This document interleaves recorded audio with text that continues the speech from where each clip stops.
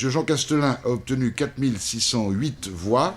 Monsieur Jean Castelin est donc élu dauphin de notre ordre.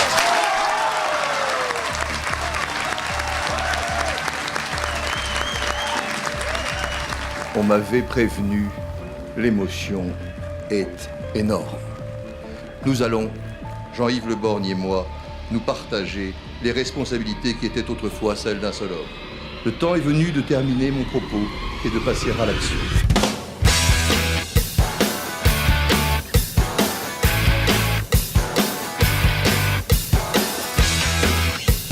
Deux ans de bonheur. Flamboyante. Incroyable.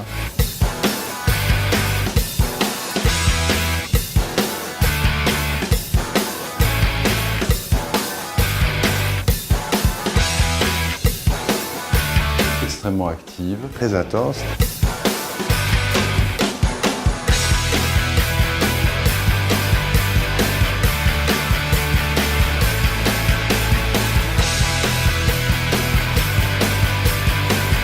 Très forte énergie. Ça a bougé. J'ai eu le sentiment d'être dans une écurie de Formule 1. On n'a pas eu le temps de souffler. Très riche. Très riche.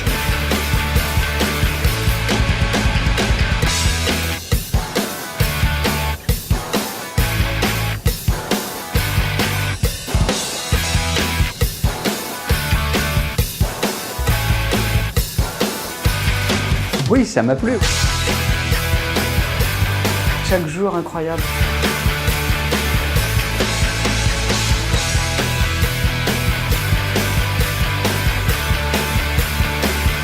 Très convivial. Le travail dans le plaisir.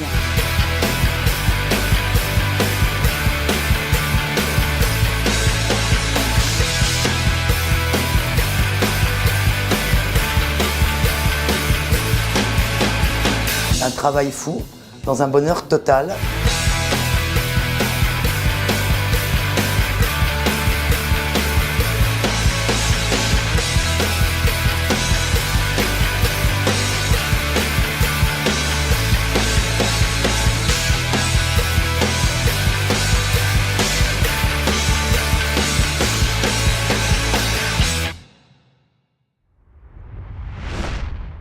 Depuis notre fondation, le chef de l'ordre est unique.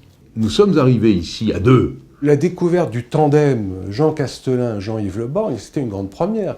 Il y a eu des sourires entendus dans l'establishment. Je n'étais pas convaincu par l'institution du vice-bâtonnier qui était proposée. Tout le monde attendait la prévision pessimiste. Je trouvais que c'était un gadget. Cette belle entente affichée ne va pas durer. Ça ne s'est pas produit. J'ai eu tort. Ça a été une vraie innovation. C'est non seulement pas un gadget, mais c'est une idée absolument lumineuse. Ça a été très agréable de voir comme ils se complétaient. Une vraie complicité, une vraie répartition des rôles, une vraie osmose, un vrai partage de compétences. C'est à la fois une juxtaposition et une synthèse. Il faut peut-être mieux 4 mains que 2 mains pour gérer 25 000 professionnels.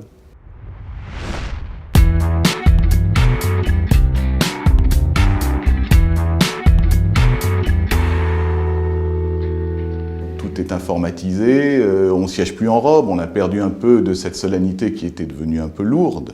L'absence de port de la robe dans le cadre des réunions de travail et le port de la robe lorsque l'on reçoit des invités étrangers. On a réussi à garder une vraie sérénité dans les débats en se vous voyant.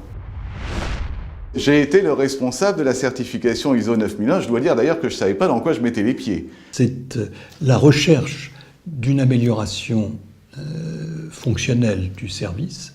Le bâtonnier a voulu que ça se fasse en 8 mois, là où d'habitude on met 2 ans.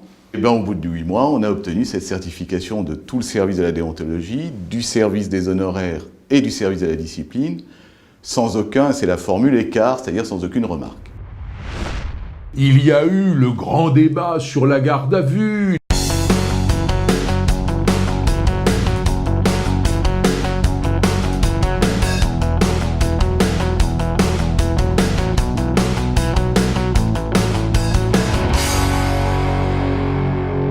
Le bâtonnier a complètement anticipé la présence de l'avocat en garde à vue. Il nous a demandé de mettre sur place des groupes d'avocats qui pourraient être immédiatement efficaces dès que on pourrait rentrer en application. Et on a tout mis en place et tout a très bien marché. Et on a eu une réussite de 100%. C'est la première fois de l'histoire du barreau qu'on fait un référendum sur un grand sujet de la profession. D'abord consultation libre, 3047 réponses, c'est un succès magnifique. On a travaillé dans le plaisir. Je pense que les services de l'ordre l'ont ressenti aussi. Je pense notamment aux 2 journées qui ont été organisées de team building pour les salariés de l'ordre. C'est une façon de faire en sorte que les gens se rencontrent, que les gens se lèvent peut-être le matin en se disant qu'ils sont heureux d'aller travailler.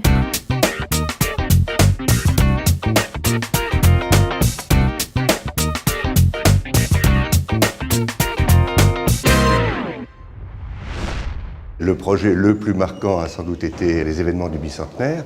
Cet événement a été préparé seulement en 5 mois. Le bâtonnier a donné à chacun une feuille de route destinée à assurer l'équilibre financier, ce qui dans mon métier est important du projet. Ce que j'ai trouvé intéressant, c'était de pouvoir proposer à l'ensemble du monde une vision du barreau de Paris à travers à la fois un colloque, donc tout le côté intellectuel finalement de la réflexion du barreau de Paris, et à la fois autour d'une soirée, c'est-à-dire tout le côté convivial. Le bicentenaire, ça a été une fête absolument merveilleuse, enfin on n'a jamais vu ça.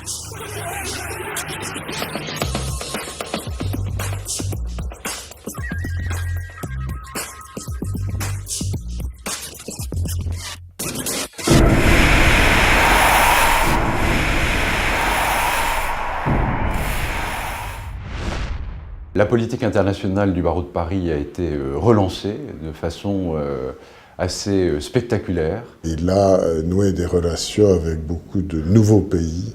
Le renom du barreau de Paris a été porté au bout du monde. En Amérique du Sud, en Inde, en Chine, aux États-Unis, dans les pays du Moyen-Orient, au Japon. Nous étions les bienvenus à apporter une vision un peu différente de l'exercice du droit et de son organisation. Et pour ça, je crois que ça a été extrêmement utile. C'est un bâtonnier bâtisseur.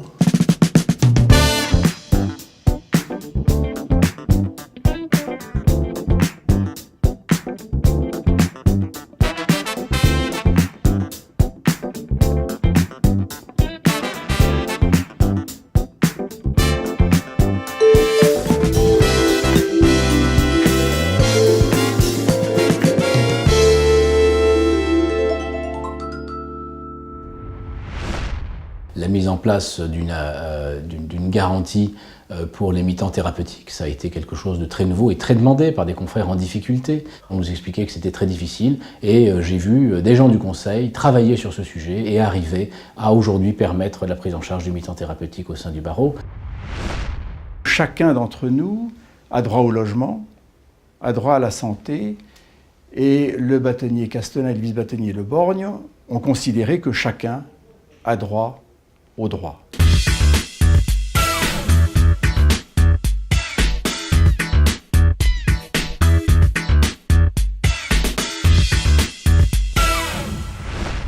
Au nom du barreau éternel, qui porte haut l'étendard de l'humanité, de la protection des démunis et de la fraternité des hommes, j'affirme que nous n'oublierons pas ces avocats radiés, ces avocats humiliés, ces avocats disparus dans la nuit et le brouillard, nos frères de sang. Merci de m'avoir permis, à moi, bâtonnier de Paris, de le dire ici, ce soir.